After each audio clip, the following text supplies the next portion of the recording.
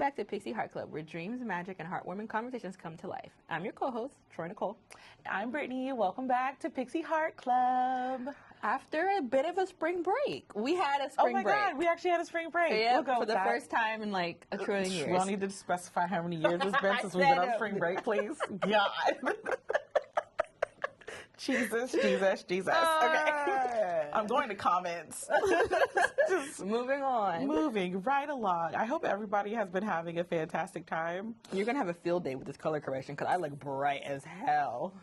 Yeah, and right now, because I just got a facial, so my face is shining bright like a diamond. Yeah, it is.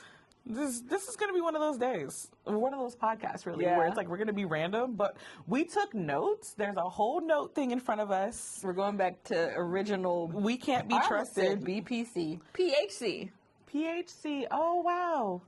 Back to old school PHC and having your iPad in front of us. Because we don't know how to act without it. Without it, we talk about Shrek. Which...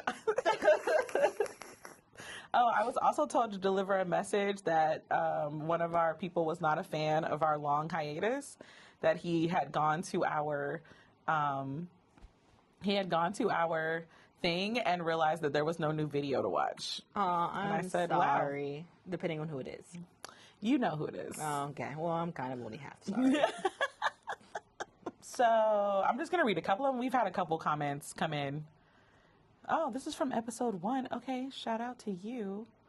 I don't need unresponded. We need responded to.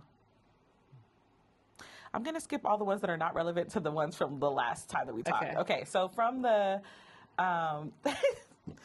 decom nobody talks about anymore and then B ignoring the rules. Yeah. Baby Toshiro says, glad for the thumbnails of the decoms you guys are talking about. I was stumped. I feel so old, but jumped in, Let It Shine, Luck of the Irish, and Xenon I really, really liked. Don't Look Under the Bed, never seen, but is that the annoying Allison girl from Percy Jackson? Is that? She would have to be so much older, though, wouldn't she? I don't know. I need to look. Don't Look Under the Bed came out in the 90s. I don't think so. I don't know. Also, I'm adding Cruella, not decom, but I loved it. Have y'all done a list of Disney's best and worst movies yet? That would be fun. That is on the list. One day we're going to touch that because that's going to take us forever to actually make a list. Another commenter from this one says, Johnny Tsunami, Brink, Cadet Kelly. I don't like Cadet Kelly.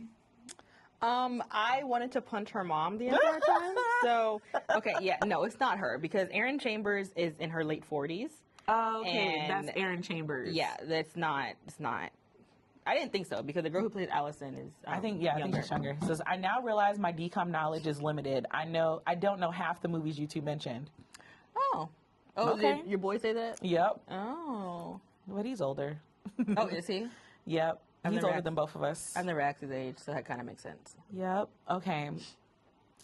I'm going to just leave that here because the rest of them, like, I appreciate all the comments, guys, but sometimes I'll be like, we've read enough. Oh, wait, no. I'm going to read this one from the We Love the Villains episode because that's one of our most chaotic episodes to date.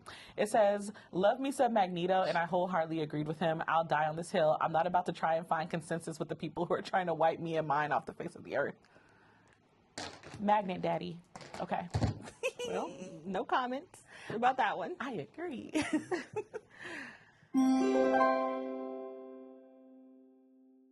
So for today's Pixie Heart Bulletin, I'm just going to remind everybody that the next festival at Epcot is the Flower and Garden Festival, go so bad. Which is the one I've been dying to go to, and this year I'm finally going. I'm literally doing a pop in and pop out. But I'm going to the festival and I'm excited, and they released the food menu. I'm not going to hold you. The food does not look as appetizing as the first festival. But I also know that this is like the art festival is more Figment. This one is Orange Bird. So yeah, and I like Figment a lot. I love Figment. I'm not like Orange Bird isn't bad. I just don't. I don't know. Something about Figment is so adorable. I love him. Figment is adorable, and he's purple. Yeah. On another news, PGO Season 3 has officially finished filming. We still have to wait all the way until December to get it, but at least we are done with filming. More Disney news. The new head of Disney has taken over. And he says that the goal of Disney is to focus on creativity. I don't know what that means. I'm concerned, but also I can't judge him. Like, I mean, I didn't like Bob Iger, but I was trying to stop myself from saying yeah, that. listen, I'm just gonna be honest. It's so funny how Bob Iger was like nationally loved when he stepped down originally. Yes. And then he came back, and then people were just like, ew, go away. He came back and ruined so much. Like, his first reign, I feel like he did enough, but I will never forgive him for canceling Owl House. Oh my God. Like, he was in charge during that time. Not forgiven. I did look up to see if that video schedule thing was posted. I can't verify if that's true or not. I don't think it is. I don't think it is. But he, in his little thing, he did actually acknowledge that there will be an Incredibles 3. Right. Of course, they're pushing Toy Story 5, but he said he will be pushing, you know how Stitch has kind of been thrown in our face, like, at an alarming rate? Which said a lot, because I'm obsessed with Stitch. Right, and I can't stand Stitch no more. I mean, I'm done. But I'm tired. I'm just like, apparently, he wants to push Toy Story in the same kind of way. And I don't know what that actually translates to, because... Do kids these days like Toy Story that much? That's what I was going to ask. I was like, I know we're on Toy Story 5, but are kids receiving Toy Story the way that we receive Toy Story? Also, y'all are attacking their best right, friend. I don't know if that's keep going to in work. mind, Toy Story 5 is literally attacking the tablet. Yeah, I don't know if that's going to work with these kids. Also, I've not seen Hopper yet, but I think I'm going to take myself to the Hopper. movies to see it this weekend, I think. So I will have thoughts on Hopper for our next podcast, and I'm excited. I have one more Pixie Bulletin, and it's kind of personal. I think it's funny. I'm ready. So... I know what this is. My grandma saw the previews for Hopper, right? And she was just like, why does they want to make someone an animal so bad? I said, well, I mean, they have a track record for that. And she goes, oh, do they? And I said, yeah, I mean, they made Kenai from Brother Bear a bear. They made Princess and the Frog, Tiana, a frog. She goes, wait a minute, roll back. I said, yeah. And she goes, Tiana was a frog in that movie? She's never seen Princess and the Frog. By the time that came out, she had kind of stopped watching movies with us. Oh my God, I said, Grandmother, where have you been? You have got to have her start watching Disney movies. And she was like, how long is she a frog? I say, I'm going to say 60 of the 80 minutes of the movie? Yeah. And she's like, shut up. It's like 80% of the movie she's a frog. And I said, no, I'm serious. She's a frog the whole movie. I said, when me and my dad were at the movie to go see in 2009, when she turns into a frog, his head whipped around, and he looked at me, he goes, she better not be a frog this long. And she was a frog the whole time. Yeah. And I thought that was so funny, because she had no idea. She was like, that's not the tale of the Princess and the Frog. Same thing with Soul. They promoted it as the first black... and he was a little blob the whole movie. And he was a blob the whole movie. There's a trend, but we're not going to talk about it. I just thought that was so funny, because I had no idea she'd never saw Princess and the Frog. You need to have Disney movie nights with your grandma. That's all I heard. I used to when I was a kid, but I got older and she stopped. It's time to bring it back. I was like, no, we have to watch Princess and the Frog now. Yeah, no, it's time to bring it back. That means she hasn't seen any Disney princess movies since before Princess and the Frog? No, she stopped around, I would say the last Disney movie that she probably watched when we were kids probably would have been like Toy Story or something. But you know, my grandmother worked She did work with kids too, so I can see why she wanted to separate. Yeah, so when we got older, she wasn't doing a lot of the movies anymore. This makes sense, but Toy Story came out like 95. I know. Like, that was before Mulan. Yeah, but we watched a lot of older Disney movies, so it was like reruns for her. Oh, that's just fair. None of the new ones. She rarely watches new cartoons. Movie nights. Right. Grandma time. All right. Today's topic is actually one that I made up. Yes. And it is the trope of the magical girl, and why it's so important to us, and why it's literally made TV better, in my personal opinion. So, for those of you who don't know, what is the magical girl? The magical girl is usually a young girl. She usually gains magical powers and uses them to fight evil, or like protect people, or something to do with her family. She always stereotypically has like a magical transformation of some sort that we all like become obsessed with as young girls. But it also presents, it's always like she protects friendship. She protects love and hope, and she represents growth, and she represents like positivity like all the time. Like that's her general trope. It's not always as like black and white as that, but like that's how the magical girl originally started. So obviously when we say magical girl, we are talking about things like Sailor Moon, Card Captor Sakura, Pula Magic Madoka Magica. That one's a little bit darker. If you've never seen that one, it's a much darker magical girl, but she's still technically a magical girl. It's just people might die. Yeah, but those are like the originators that I remember from my early childhood. And honestly, without Sailor Moon, I don't think that the genre of women-led anime would have had a place to take off in the States. Because I think Sailor Moon was the first one that y'all got in the States, right? I don't remember one before that. Yeah, I think Sailor Moon was the first one. Yeah. Now, watching Sailor Moon as an adult is different than watching it as a child. Very different. Very different. But what I remember when I was younger, I was obsessed. I was obsessed with Sailor Moon. Yeah. Yeah. The transformation part, mainly. Oh my God. It was so over the top, but I loved it. And the posing, like, it's like I watched an episode as an adult and I was like, so what's going on when like they're transforming in front of the villain? Like is the villain just watching the transformation? For like 2 minutes long, the villain is sitting there watching them transform. And they all have time to be like, I'm like, so what's the villain doing? Just watching? Just watching like, yes, let me give you time before anything starts. Spirit finger. Okay.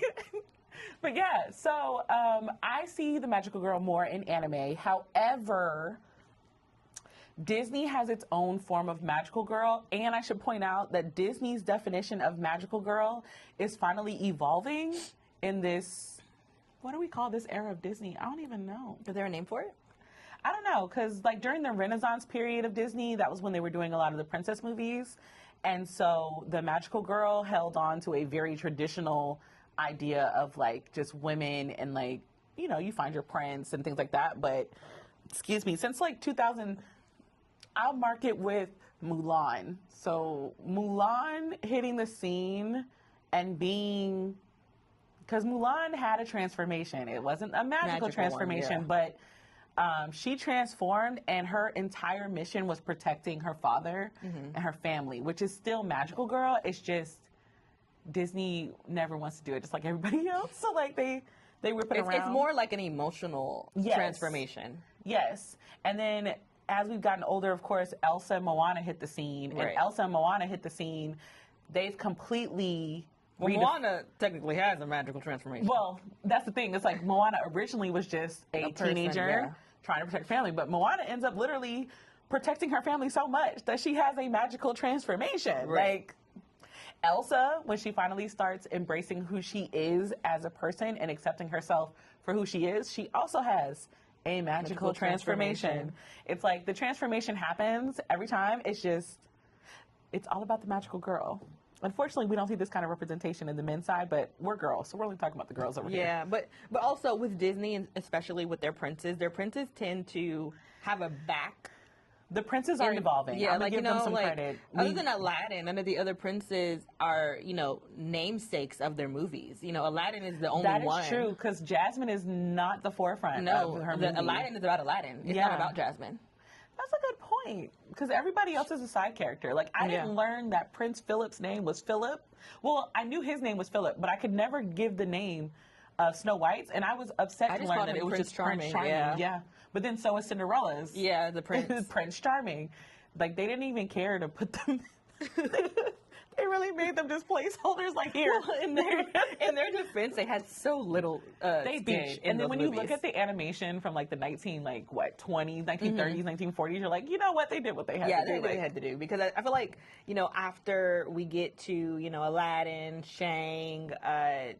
Shang. Oh, yeah, Shang. Naveen. Kristoff, characters who have like big parts in these movies, then that's something totally different. Kristoff is the most fleshed out prince that we've gotten. Yeah, he is. Yeah. So. And the most one with the brain. Until Frozen 2. No. But he just makes me. You know, in his defense, there was a lot going on. And we got Bohemian Rhapsody, Kristoff, so I'm not going to be mad about that. I was like, I'm not saying he doesn't have a brain. I'm just saying we got like, that is just not where I thought they were taking Kristoff, but I will not complain because you're right. The Bohemian Rhapsody Kristoff is one of my favorite, most random things Disney could have ever done in that movie. And like Olaf's recaps of movies, funny. Bohemian Rhapsody Kristoff, Amazing. top tier, like fantastic. Some newer examples. Okay.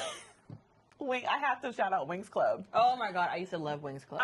Winx Club came out when I was older, and it was one of those shows where like we didn't talk about the fact that we watched it, and then somebody just so happened to like mention that they watched it, and all of us were like, yo, you watched that too? Like, I love Winx Club. Me too.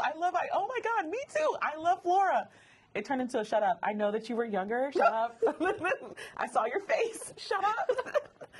But I think I was middle school, I think. don't know what. Oh. Oh, God. I'm about to age myself. How old was I? I don't know.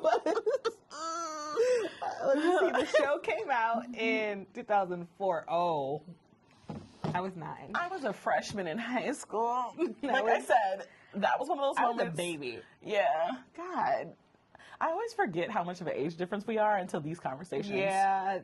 I was young, so I everyone talked about Winx Club. I didn't have a problem with obsessed. I mean, once we admitted that we liked it, then it became like a part of our everyday life. But yeah, no, I definitely watched that in secret for a while. I tried to watch that one again as I got older, and that one, I actually was laughing so hard I was crying.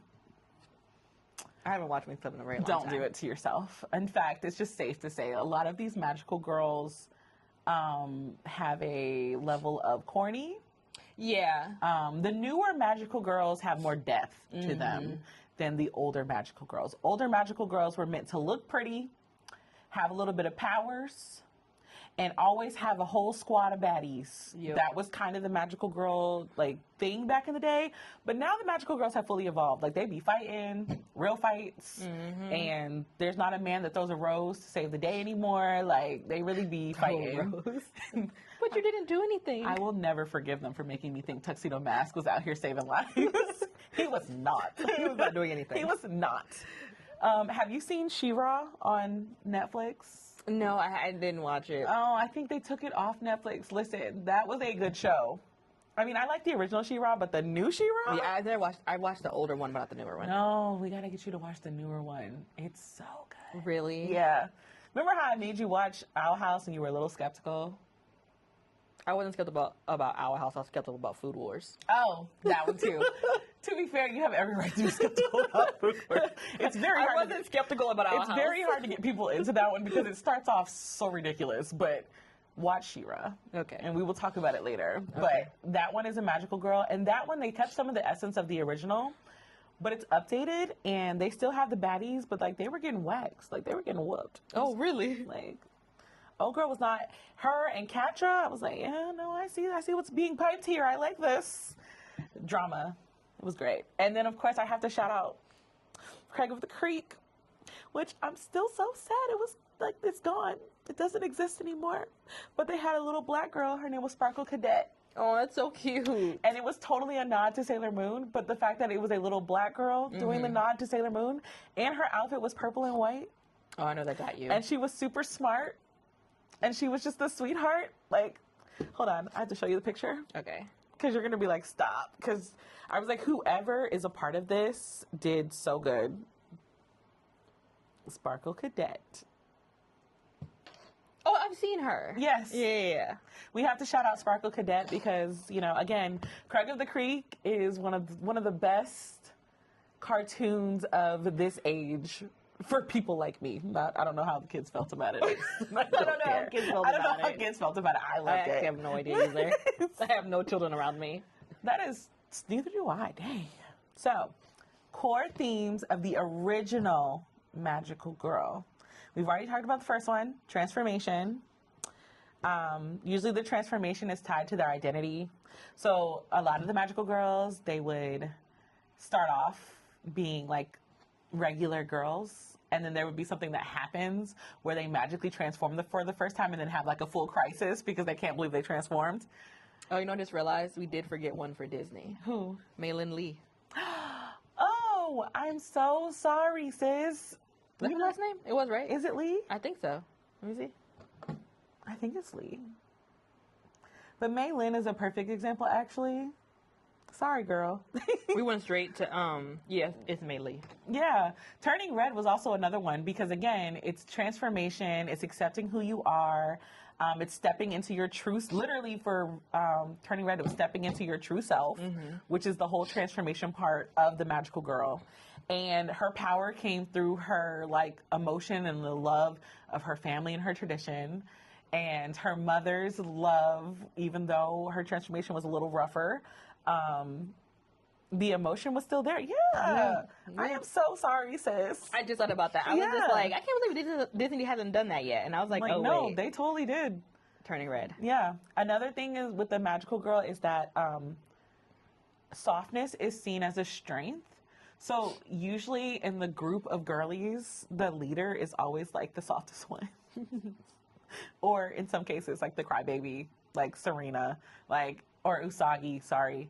Usagi was a big fat crybaby. She but was. Whenever it came down to battle, like everybody deferred to her. And when I was young, Like, how can you do anything without his crying? right, when I was younger, I really was like, I'd have to usurp her. Why is Mars or Jupiter not in charge? Venus has already been doing the job. Why is Sailor Moon in charge? Mercury is literally known for her intelligence. Why is Sailor Moon in charge? But it's supposed to represent the fact that, you know, femininity and before the magical girl really became a trope was looked at as a sign of weakness, and that was the response, which is very feminist of them. And then, of course, the main part after the transformation is the friendship and the communities. Right. I cannot think of one magical girl that did it alone. I can't either. Because at the very minimum, they have a pet that talks. That is also true. They do always have a talking sidekick of a pet. Oh my God, all of them do. All of them do. All of them do, yeah. And I think it's really interesting, especially in animes, because in animes, sometimes they're humans that get powers, but a lot of times they already have powers. And they just need to be awakened. And they need to be awakened, and they need to, like, go through some growth, kind of like Kiki's delivery service, where she's already a witch. Right. But she's a magical girl that goes through a transformation with her black cat that speaks to her. And this movie's old, so I'm not going to care about spoilers. And, you know, by the time the end of the movie happens, she can't understand him anymore. Right. Because she goes through this transformation, which is sad, but you understand that, you know, like, she doesn't need him anymore. It's one of those moments where it's like, if you watch the movie, you're like, I didn't know we were going to have this moment. I was like, why am I crying? I was like, damn it, Kiki. No, because I'm not going to lie to you. If I was Kiki, I would have demanded someone put a spell on that cat so I can understand him again. I would have learned how to put the spell on my cat. Like, oh no, baby, we're going to figure this out. I'm going to test it on your girlfriend first. Like, yeah. I'm coming of age, but I want to talk to animals. And also, why didn't anybody tell me that I'd no longer be able to talk to my cat? They actually threw Kiki out through the woods and did not tell her nothing about nothing. Ain't nobody tell me that my companion is going to stop being my companion? Nope. Like, don't get me started on Kiki. Ooh, but you know what? And I think this is interesting is that, you know, in Kiki's delivery service and in a lot of animes and even in Turning Red and Sailor Moon, which is anime, I find it interesting that, you know, animes that come over to America like Sailor Moon did, in which, you know, we know that it kind of changed up some things in Sailor Moon. It definitely did. Some things that are just ridiculous, but whatever the case may be, is that one of the, I think, best parts about these stories is that, especially growing up in the 2000s, when, you know, so much of being girly was, you know, kind of like unserious. You know what I mean? Like, you weren't thought of as a serious person. Like, if you were super over the top girly, and honestly, even if you were tomboyish, like, just being a girl in general. Being a girl in general has always looked at with the side eye. Yeah, it was like you're, you know, you can't be soft, you can't be hard, you can't be this, you can't be that, but like, a lot of these magical shows and stuff, they kind of encompassed all of those things. Like, Sailor Moon had like 8,000 characters, and they all had completely different personalities. Very polarizing personalities. But then, like, Jupiter was seen as the tomboy, and she was boy crazy. And she was I didn't get. I was like, what about her is tomboyish? I don't know, but they always painted her out like she was the tomboy. But she was not. She was just boy crazy. She was boy. I was like, what? How did we get to tomboy? But then they actually bring us the androgynous Sailor Uranus, and then all of a sudden they had to change the whole storyline. I was like, okay, no. I'm like, this makes more sense. But I mean, like, come on now. Yeah. I'm just thinking about that because I'm like, the manga where Uranus and Neptune are introduced is totally different than the way that it was introduced in America. In America, yeah. Because Uranus had all them girls in a tizzy. They were not going to show that on They Cartoon were not. Network. Like, but she actually could have had her pick of any of them. Just so crazy. Which I feel that. Period. So, with the evolution of TV and the evolution of women being able to be looked at as being full human beings and rights and things, we've gotten the chance to get some fantastic magical girls that are a little bit darker, and they're not the super happy-go-lucky positives. Mm-hmm. I have 3 examples. I'm sure you'll have 3 examples in your mind at some point, but Owl House, of course, Amphibia, which does not get enough credit, actually. Amphibia is also another really good one. And then Fearin', I have started watching Fearin' because Kara loves it, and that girl don't give a fuck. She's so nonchalant and just like, let's just get this taken care of, that I'm like, no, I actually appreciate this. She doesn't have like the magical transformation yet, not that I've seen, but she's got a squad now. She's kind of a douche to her squad, but she's got a squad now. You have 3 of mine already on your list, so. Oh, because of course the main point that we're bringing this around to is that the evolution of the magical girl means that now Black women are being represented and included in the category of magical girl. Obviously started with Storm. Oh, I love Storm.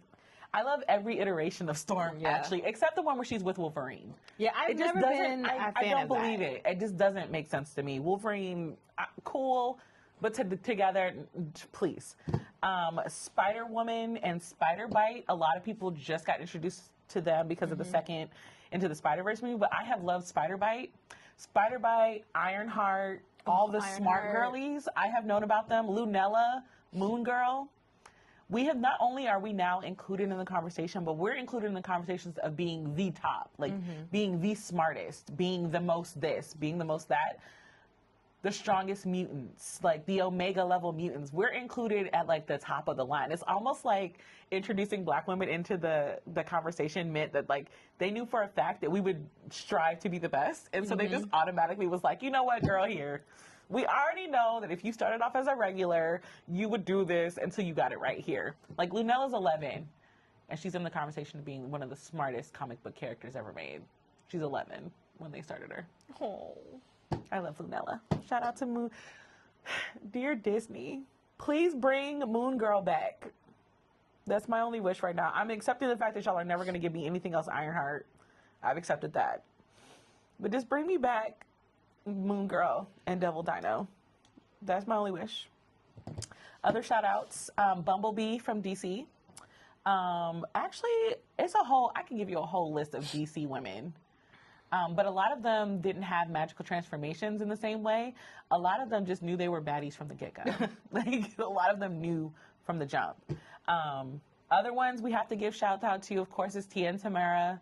Maori and Raven Simone, they always get shout outs. They always get shout outs. They have such an immense collection of stories. Yeah, and they get to be magical Black girls in most of these stories, and we just have to shout them out. Like, we're getting them in books nowadays.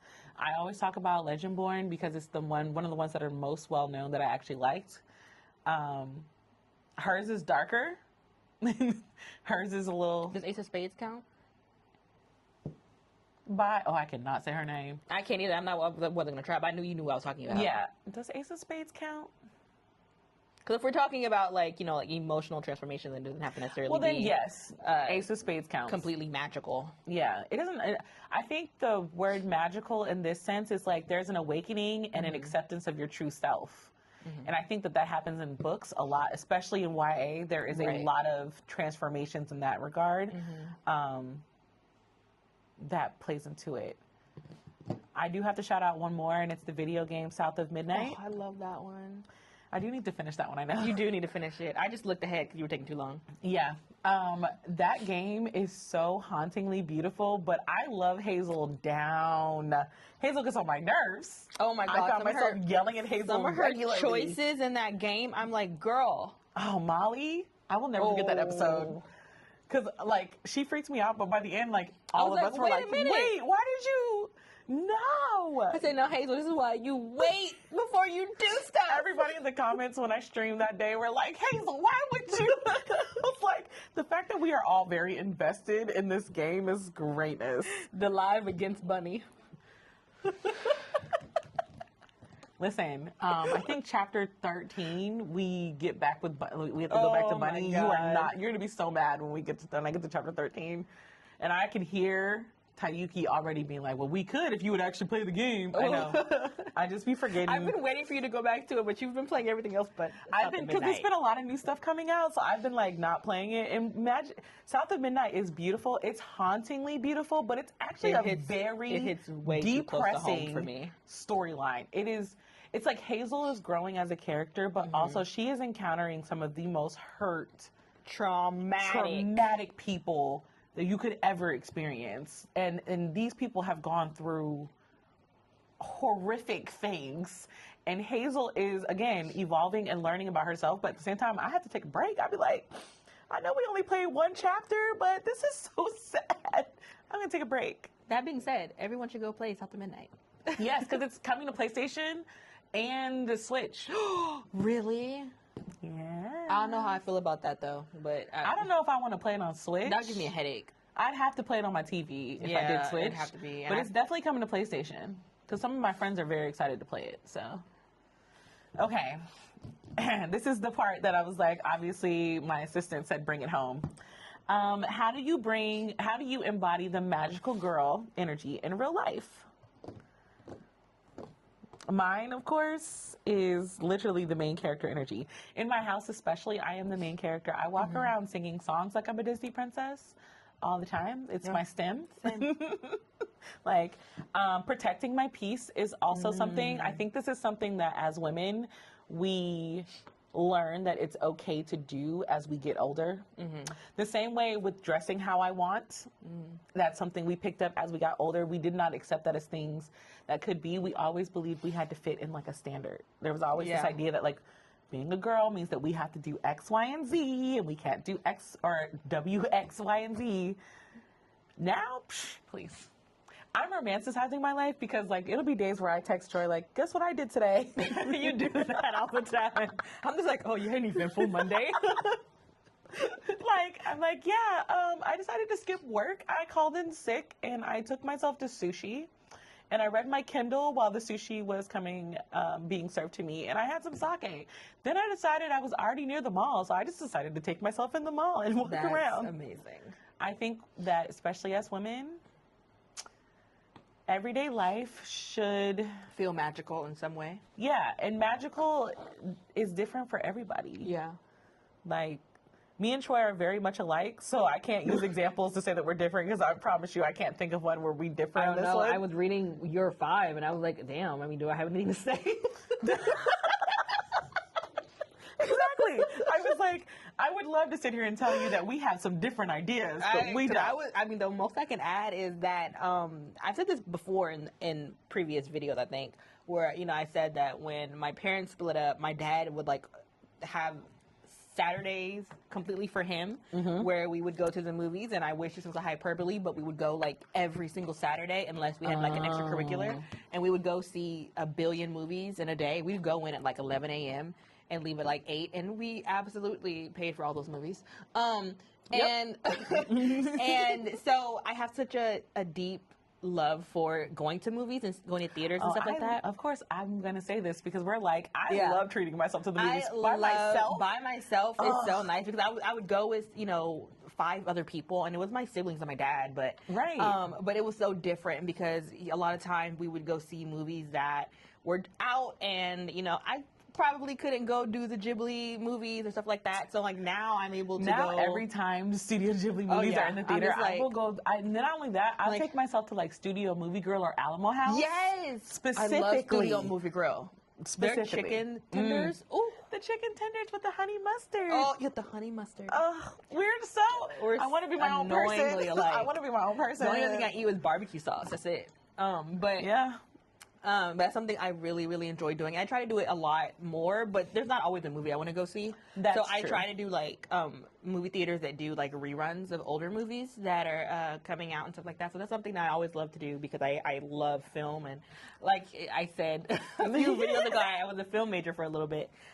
Still blows my mind. I can't believe I never told you guys that. I don't know. Like, You guys met me in college. Yeah, but we never asked what you did. No. We only talked about books when we first met. That's true. And by Yeah. the time we really got to be friends, I had You had already changed graduated and majors. changed, yeah. So that's something I always love to do. Something else I always love to do is I love a good coffee shop. And you're I just will like Kara. listen. But also, Kara and I are similar. We went to the same college. That is true too. We Y'all majored have in the same thing. Y'all have some crazy similarities. Which is funny because we're nothing alike. I know. But we have some similarities, and we did both go to the same college. Not the same time. Both should be writing books for me to read. So I love going to a coffee shop, getting my journal out, doing a little journaling. I just feel like when it comes to like, the whole magical girl thing, it's really about like coming into yourself. So it's Yes. whatever you want to do. And there's so many things I would not have done when I was in middle school and I was in high school and Even in in my college. early 20s. Yeah. Yeah. Like there were so many things that my best friend at the time, we did everything together, and we talked about this a lot when we were in our 20s, where we were like, we're kind of each other's crutches. Yeah. Where if one didn't do it, then neither one of us did it. And Yeah. since we're no longer like close anymore, it kind of forced me to do a lot of things that I did not want to do by myself. Do not be afraid of a solo date with yourself. I actually really like doing things by myself. If I knew how to, I think I know how to drive. I don't have a license. Right. But if I drove and I had a car, I would probably never be home. I'm only home because I'm tired of driving. Yeah, I hate driving. So. I want to be a passenger princess so bad, but I know to do that I have to invite other people into my space, and so I'd rather just stay home. And the plus side to not having a license is no one will ever be like, "Oh, Troy, can you drive?" Yeah, if you want your insurance to, get yourself in trouble. This is absolutely. Because even if I'm like, Troy, we should go do stuff, I have to mentally tell myself, bitch, you gotta drive. You gotta drive. Troy doesn't have a license. I don't want to drive. But yeah. You don't want nobody driving your car, no way. Well, also that, because like, she's my baby. And your baby's a little ghetto. I'm not gonna lie. She's older. She's got a little bit of extra mileage on her right now. Remember the day you and Oshule were at the strip near your house? Oh, wait, no, I got that problem fixed. You did? Yeah. But the problem was they didn't have that part, right? And they had to ship it from like Japan, and it like disappeared for months. And my car was like on the verge. Anyways, don't worry about that. Inside joke, but yeah. So it's a lot of doing what you especially since magic is not real. Unfortunately, because if it was, I would love to be a vampire or a fae or absolutely anything really, a shifter of any kind, really. I would like to be the magician from the Sorcerer's Apprentice. Oh, I love Sorcerer's Apprentice. Yeah, I would like to be something of that level where I can disappear when I want to. Because one of my favorite books is A Night Circus. So, I've never read The Night Circus. Oh, I love it. Kim, my older sister, bought that for me when I was in high school. I love it. I'm gonna read it one of these days because I've heard nobody's ever said anything bad about it. As long as you don't mind like a slower book, because I don't think a lot of things happen very fast, then you should be fine. I read Caraval, so that's fine. True. Yeah.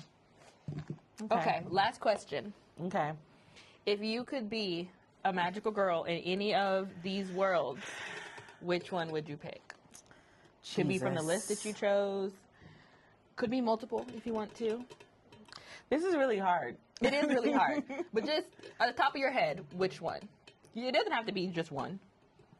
Like, for instance, I was obsessed with Tinkerbell when I was a kid so badly that... I really was going to say Pixie Hollow, but I didn't know we were going to have the same answer, so I was like, let me come up with something different. So badly that one day we were at the Disney store when I was a kid, and I had a fit because I wanted a sweatshirt with Tinkerbell on it. And my grandma said that I, went under the racks and started screaming and hollering. I have no recollection of this, and my cousin and my sister also say they think it's a lie because they would have been way older and would remember that.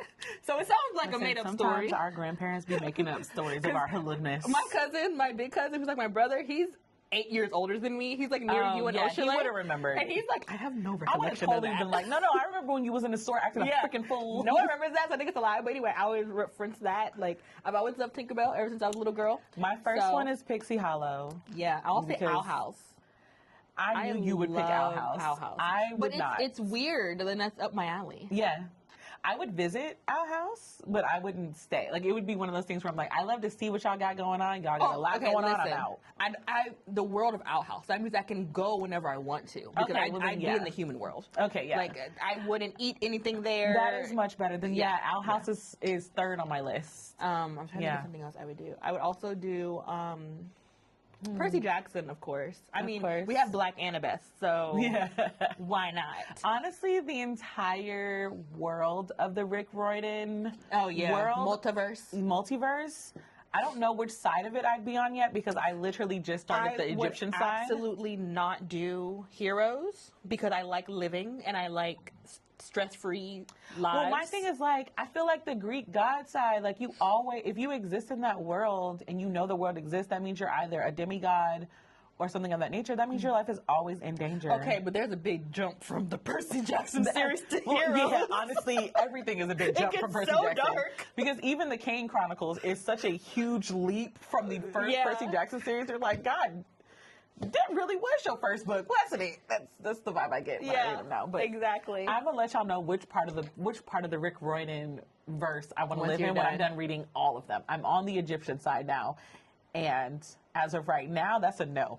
That's a big no. As of right now, nah, I'm good. But yeah. Last thing I'll say is, it's funny you said me and Kara should be writing books because I've always wanted to be a middle grade author. I know. Since I was young. I know.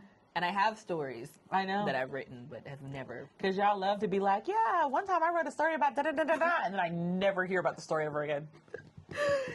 I mean, that was to Kara, too. She gonna be watching this eventually and be like, oh. Write your book. Go Cats. Okay. All right, so. Okay, that wraps up our Magical Girl episode. We want to thank you guys for being here. And we have our Magical Girl Shoutout, which is really funny because just like we are the same person, 2 days apart, we both found this YouTube. Yes, and I'm quite obsessed. I've been binge watching their videos so much, and it's called The Little Light Journal. I'm obsessed with them. Guys, it's like, what would my life be if I had no worries?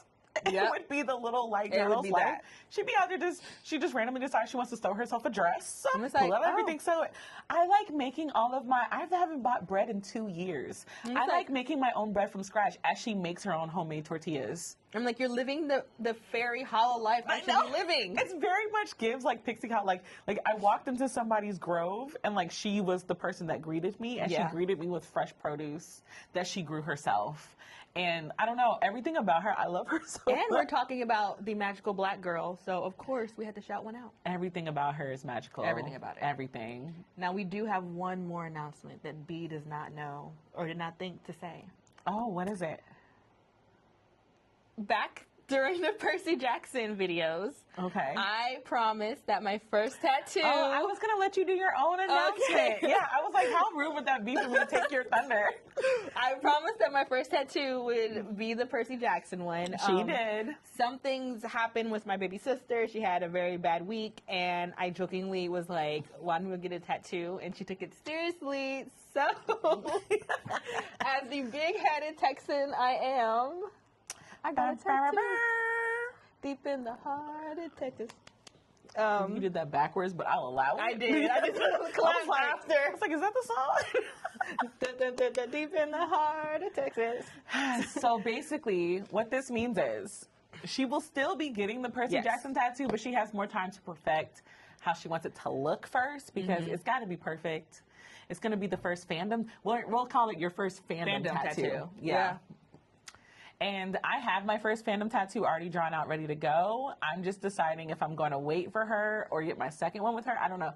Either way, she did fulfill the tattoo tax on hitting 10K subscribers. I did. And I also kind of wanted to get a smaller one to see if I could stand the pain. I told you it wasn't that because bad. I was actually shocked. It did not hurt at all. I told you. I said the worst part is not the tattoo. No, that it's itching. the itch. I actually could kill myself. Yeah. It's like I wanted to just be like, Yes. here, take it off.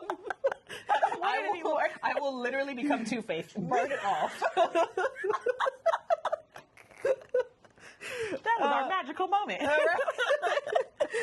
We invite you guys to follow us on all our social medias at Please Melanin do. Eclectic and Dowlog and in Flare Studio. I have got to put everything together one of these days. And I'm of trying course, to think. Go through all of them. there are not that many. So- It's Dowlog is my TikTok and my Instagram, Okay. and Flare Studio is my YouTube. Okay, that's not bad. That's not bad. I don't have my any other TikTok socials. and my Instagram is Melanin Eclectic, and then my hobby channel is the Melanin Nexus, and my reading channel is Read with Melanin. Yeah. There we go. So you actually have more than me. I do. But until now. next time, guys. Bye. Bye.